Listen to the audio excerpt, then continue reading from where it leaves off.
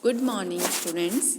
Today's subject is legal ethics, in which today I am going to take the topic power of the state bar councils and functions of the state bar councils.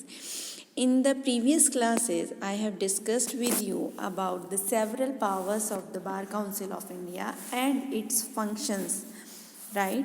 So, the next topic of our syllabus is the functions and powers of the State Bar Councils. So, today I am going to start this topic. So, let's start. In this topic, every bar council is a body corporate having perpetual succession and a common seal with power to acquire and hold property, both movable and immovable, and to contract and may be the name by which it is known, sue and be sued. देखिए, contract के अंदर आपने एक term पढ़ा होगा, उसे हम बोलते हैं परपेचुअल सक्सेशन. कंपनी लॉ में भी आता है, कॉन्ट्रैक्ट में भी आता है. परपेचुअल सक्सेशन का मतलब क्या होता है?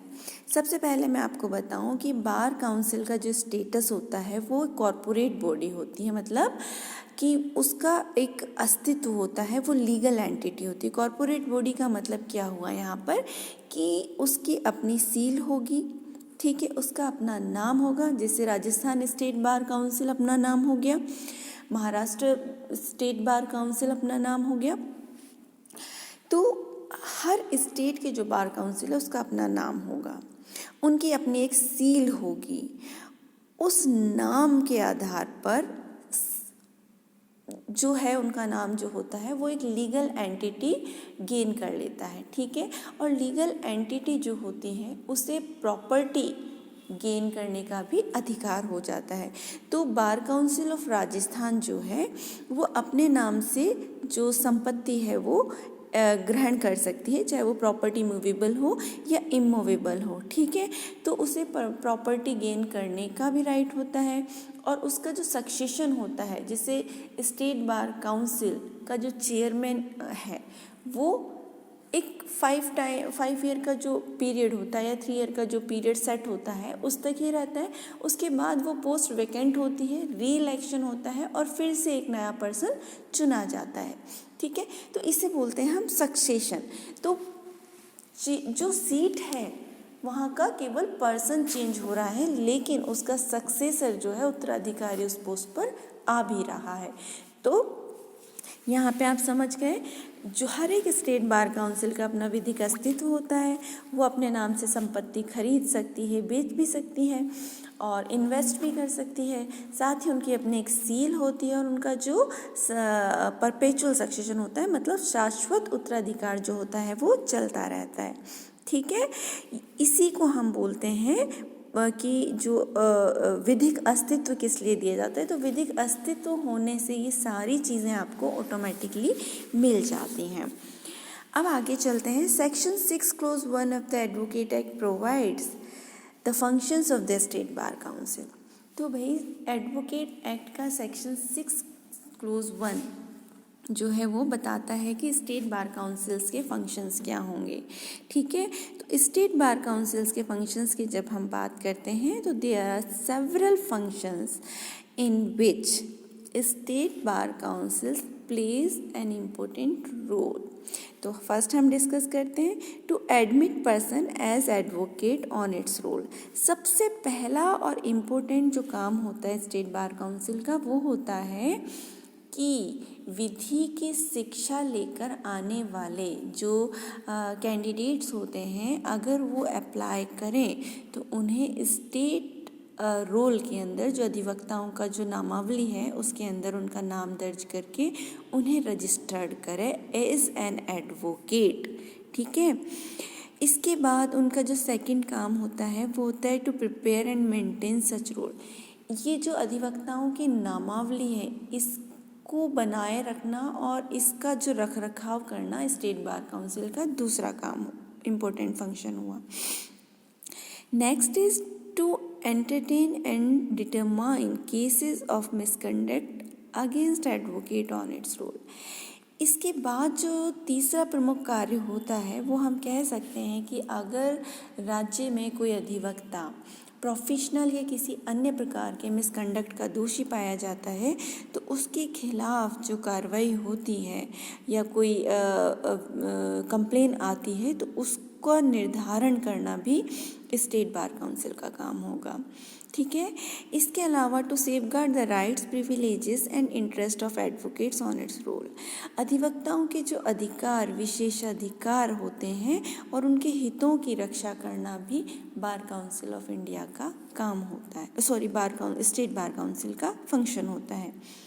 Next is to promote the growth of bar association for the purpose of effective implementation of the welfare schemes referred in clause A of subsection 2 of this section and elsewhere। देखिए basically क्या होता है कि bar association बहुत सारे जो अलग अलग क्षेत्रों में कार्य करती है।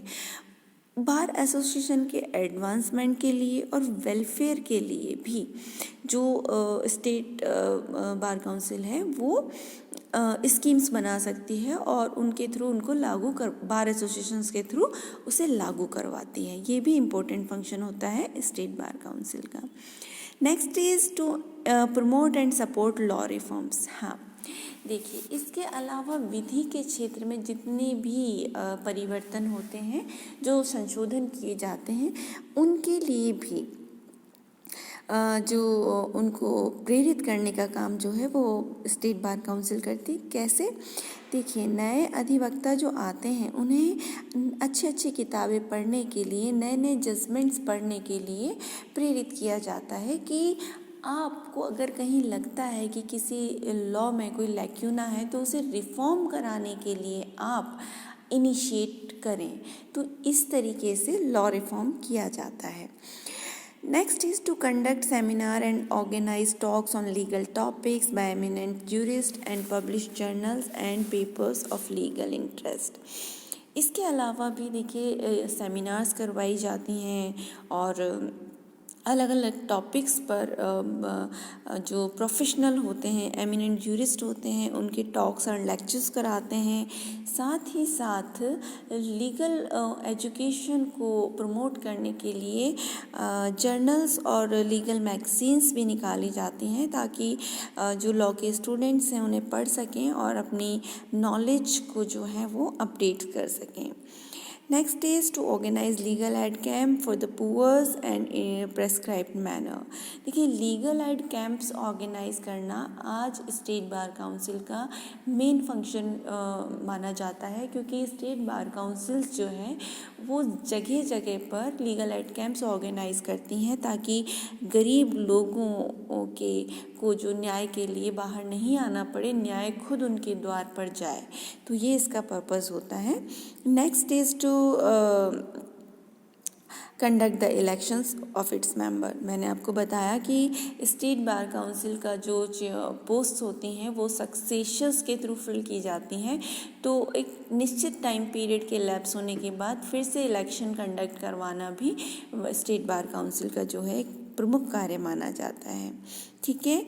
इसके अलावा to visit and inspect universities in accordance with the directions given by the bar council of India. तो लॉ यूनिवर्सिटीज़ और कॉलेजेस जो भी होते हैं राज्य के अधीन, उनका इंस्पेक्शन भी, पीरियडिकली इंस्पेक्शन करना भी स्टेट बार काउंसिल की एक प्रमुख कर्तव्य माना जाता है और ऐसा इंस्पेक्शन वो BCI के निर्देशानुसार करता है। ठीक है। इसके अलावा स्टेट बार काउंसिल जो है वो अनेक फंडों का भी गठन कर सकती है। तो फंड के बारे में किस तरीके से गठन किया जाता है वो हम कल पढ़ेंगे। तो आज के लिए इतना ही। Thank you very much for today class.